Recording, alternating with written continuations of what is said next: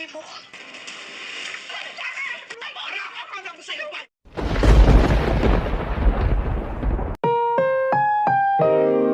Ang programang ito ay rated SPG, striktong patnubay at gabay ng magulang ang kailangan. Inudyukan nga ni Olga si Marites na nang bababae nga si Rigor. Ayon sa kanya ay wala na daw silang magagawa sa problema ni Marites kay Tanggol, pero may magagawa sila sa pambababae ni Rigor. At dito ay sinamahan ni Olga si Marites sa bahay nila Lena. Ayon kay Olga ay dapat maging matapang si Marites kapag mahuli nito si Rigor. Gusto kasi ni Olga na tuluyang masira ang buhay ng pamilya ni Tanggol.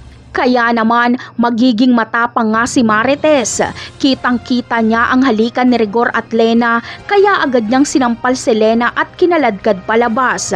Lumalaban pa nga si Lena kahit siya pa ang kabit. Ayon sa kanya ay pinaglumaan na daw umano si Marites, kaya dapat lang napalitan na ito. Mas lalong naggit-ngit sa galit si Marites. Muli niyang sinambunutan si Lena. Ipinagsigawan ni Marites sa maraming tao na pulis si Lena, ngunit kabit ito. Kaya napakalaking kahihiyan ang aabutin ni Lena at Rigor. Hindi maawat ni Rigor si Marites dahil hinaharangan siya ni Olga.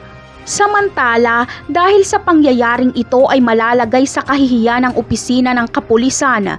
Magbabiral kasi ang iskandalong ito dahil marami ang magbibideo. Kaya siguradong galit na galit si Colonel Suarez kay Rigor at Lena, kaya agad niya itong sisibakin. Hiyang-hiya siya sa pinagagagawa ng pulis niyang si Dimagiba.